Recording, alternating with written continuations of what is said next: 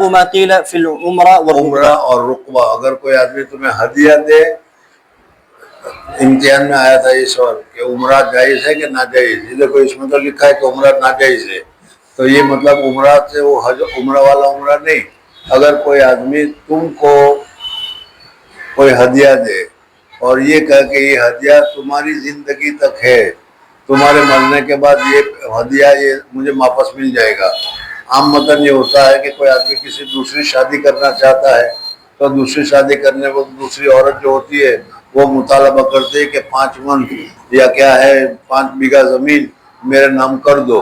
اب اس صورت میں شوہر اس کے نام پر کر دیتا ہے کہ جب تو زندہ رہے گی یہ 5 بیگھہ زمین تیری ہے، اور جب مر جائے گی تو پھر مجھے مل جائے گی. اس کو عمرہ کہتے ہیں.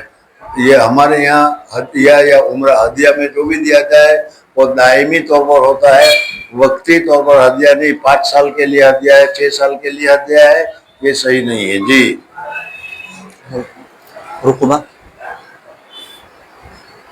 رقبہ معلوم نہیں. یہ ہدیہ ہے جب تک تو زندہ رہے تو اپنے انتظار کرتا رہے گا کہ نہیں کہ کب مرے. رقبہ کے معنی انتظار کرنا. جی اعمرته الدار فهي عمرہ جعلتها له واستعمركم فيها جعلكم عمارا.